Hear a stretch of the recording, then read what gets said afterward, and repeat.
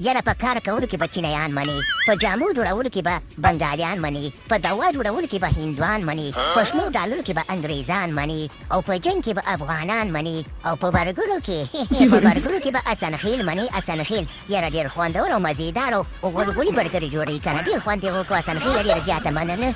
یاره بالکل مولانا محمد رضوان، زما د زړه خبره دې وکړه. ما په ډېرو ځایونو کې د انډواله برګرونه خوړلي دي، خو د حسنخیل د انډو برګر چې دی که نه دا ډېر زیات او مزېدار او ترسکون برګر دی، ډېر خوند یې وکړو که نه. مولانا محمد رضوان الله پاک دې جنتي کړي چې دلته دې راوستو. خوره خوره به کې چې سټ وکړې سټ، داسې خوار خوار راته ښکاري اعظم خانه. وچ شوې ظالمه لږ خوراک کوه، وخوره الله پاک راته راکړي دي، وخوره وخوره بچې چې سټ وکړې سټ ښه. او که نه چې چاته ګوره خوا دې خوا ونه ګورې، مچپ ته ګوره، مخې ته ګوره، مشا ته ګوره، مخکې ګوره، صرف د انډواله برګر ته ګوره او خورئ ښه.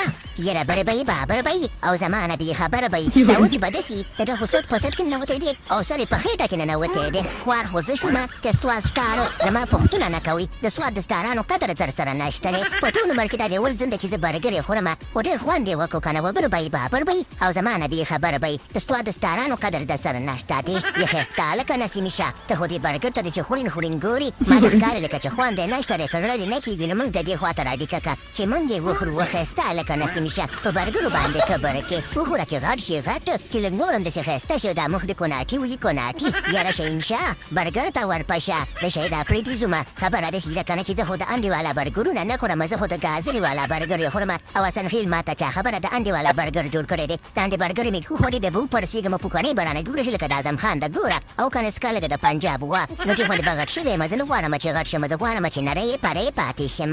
وښایسته هلکه نسیم شاه، ښایسته هلکه خبره داسې ده که نه چې د دې خېټې ازار دې مه کړه، د خېټې ازار دې مه کړه، خېټې باندې دې پام کوه چې خېټه دې غټه وي که نه نو خوشحاله به وي. چې وچوي داسې خواره خواره به ښکاري، نو خېټه به هم درته دعا کوي. نو خېټې ازار دې مه اخله، همداسې پړسېدلی خېټه نه پوهېږي. وښایسته هلکه نسیم شاه. یاره مولانا محمد رضوانه، مو خو د انډواله برګرونو ته کش ورکړی دی، خو خبره داسې ده که نه چې عوام رانه خفه شوی دی، خو یو میچ هم نه ګټئ. نو د دې برګرو د لاسه خو موږ ټول میچونه وبایله که نه. و مولانا محمد رضوانه، لږ د شرم خبره نه ده چې دومره غټ غټ سړي و داسې غټې غټې برګر یې خورو. وبره به یې بابره به یې کرکټ خو یا دید دی او یا لڼه دی لڼه. خبره داسې ده که نه چې د خیره سره چې وکړو میچونه به موږ ګټو، لاړ به شوې 3 میاشتې دپاره به تبلیغ ته لاړ شو، دعا به وکړو الله په موږ باندې مهربانه شي، دا میچونه به دا کیچونه به موږ ګټو. نو خبره ته ګوره ټینشن وانخلې، کرکټ یا دید دی او یا لڼه دی لڼه. یاره مولانا محمد رضوانه دا لڼه ډېر زیات غټ نه شو، د چمپیونز ټرافي نه را دې خوا ته ته وایې چې کرکټ لڼه دی او لڼه دی او دا لړ چې دی اوس په ورځ غټېږي، دا ګوره بیا خطر راته جوړ نه شي. و مولانا محمد رضوانه، یاره ښایسته هلکه نسیم شاه، ښایسته هلکه نسیم شاه، ستا وخت چې دی که نه د اوس لڼه دی لڼه. یو لړ وکړه بیا جیت وکړه او که نه و دې وخت کې ټینشن ډېر مه اخله، پروګرام ته راغلی پروګرام نه خوند واخله او لړ تور ګیا